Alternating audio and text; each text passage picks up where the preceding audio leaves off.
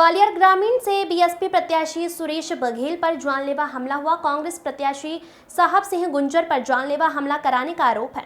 BSP प्रत्याशी के permission वाहन के साथ अन्य 3 वाहनों पर लाठी, डंडों और सरियों के साथ बड़े पत्थरों से हमला हुआ है। बीएसपी प्रत्याशी सहित 4 से ज्यादा गाड़ियों को हमलावरों ने किया चकनाचूर। नौगांव स्थित मतदान केंद्र क्रमांक 93 के बाहर की घटना। मौके पर भारी पुलिस फोर्स तैनात रही। सुरेश बघेल ने बूथ कैप्चरिंग का आरोप लगाया है।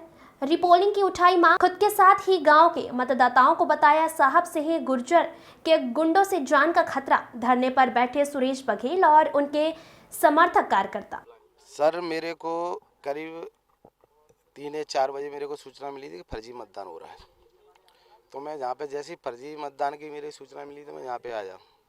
जहाँ पे आया तो मैं अंदर देखा, मैंने तो बिल्कुल फर्जी मतदान हो रहा था। उनसे कोई पहचान पत्र नहीं लिया जा रहा था, ना उनसे कोई पूछा जा रहा था, केवल वोट डाला जा रहा था। मैंने पीटा सिंह अधिकारी से बात की तो कि नहीं कुछ नहीं हो रहा, कुछ नहीं हो रहा। तो मैं तुम्हारे सामने हो रहा है, मैंने सामने दिखाया कि जो हो रहा है।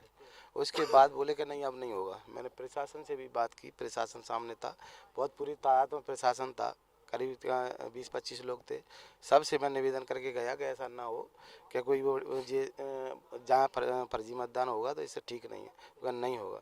उसके बाद में जैसे ही मैं जहाँ से गया, उसके बाद इन्होंने हमारे जो मेरे भानु बघेल और एक और लड़का, क्या नाम, ब्रजेश बघेल, जहाँ वो थे मेरे एजेंट थे, एजेंटों पे उन पर दबाव बनाया, उनको इसमें बैठ दिया इसमें अंदर कमरे में।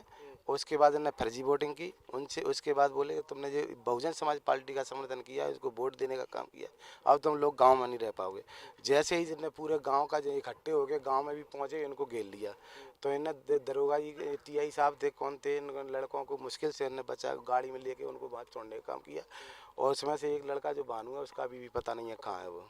तो मैं जैसे ही पहुंचा तो मेरे पे, जहाँ पे साहब सिंह जो कांग्रेस का प्रत्याशी, उसके इशारे पर, उसके कहने पर ये पूरे गुर्जर गांव के लोगों ने, पूरा कम 200-250 लोगों ने मेरे पर जाने वाला हमला किया। मेरी गाड़ियों को फोड़ के मैं बाल बचा। मेरी गाड़ी सारी गाड़ी 2-3 गाड़ी थी मेरे साथ में, सारी गाड़ियों को फोड़ने का काम किया।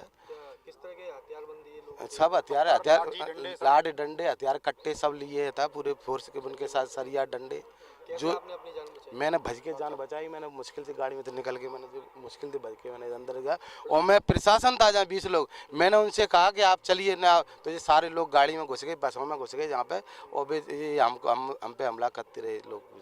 क्या मांग करते हैं? हम मांग करते हैं दोबारा इसकी रिकाउंटिंग हो, और मैं आपसे रीपोलिंग होना चाहिए दोबारा। दूसरा, इन गाँव पे ऐसी कड़ी कार्रवाई होना चाहिए।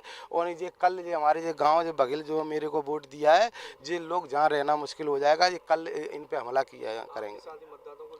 हाँ, जान का खतरा पूरा रहने, अभी जान का खतरा था पूरा घर में, मेरे पे जान का खतरा, तो वो तो बहुत बड़ी बात है। मैं बाल बचा हूँ। तो मैंने कलेक्टर साहब को भी फ़ोन किया, मैंने एसपी साहब को भी फ़ोन किया, और अभी तक कोई एसपी साहब नहीं आए हैं, जहाँ तक मैं आपसे कहना चाहता हूँ, ना कलेक्टर साहब आए जहाँ तक। ये हालत है प्रशासन की। के साथ आप मौजूद थे, क्या आपने देखा बतौर चश्मदीद, क्या तस्वीर देखने मिली, कितने संख्या में लोग ये आए, क्या अचानक से क्या हुआ? सर, हमको यहाँ जैसे ही बूथ कैप्चरिंग की खबर मिली, हमारे एजेंट ने जैसे हमको बताया कि हमको बंधक बना लिया गया है, सारे लोग अपनी मर्जी से जैसे चाह रहे हैं वैसे मतदान कर रहे हैं। तो हमने अपने प्रत्याशी सुरेश सिंह बघेल जी को बताया, और सभी लोग, हमारे जो समर्थक थे, हमारे साथ में जो लोग थे, सब लोग यहाँ आए। और जैसे ही हम लोग यहाँ आए, बस भी यहाँ खड़ी हुई थी, पोलिंग की जो पेटियां हैं वो भी यहाँ खड़ी हुई थी, पुलिस के प्रशासन के लोग भी यहाँ खड़े हुए थे। जैसे ही हम आए, हमने पुलिस प्रशासन से बात ही कर रहे थे, इतने में पीछे से लोग आए, पत्थर लेकर के, लाठी लेकर के, सरिया लेकर के, सीधा हमारी गाड़ियों पे, हमारे लोगों पे, हमारे कार्यकर्ताओं पे हमला किया।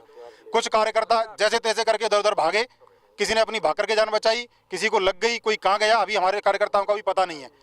कई सरिया लेकर के आए, कोई डंडा लेकर के आया, कोई पत्थर लेकर आया। हमारी गाड़ियों में अभी पत्थर पड़े हुए हैं, पूरे शीशे फूटे हुए हैं।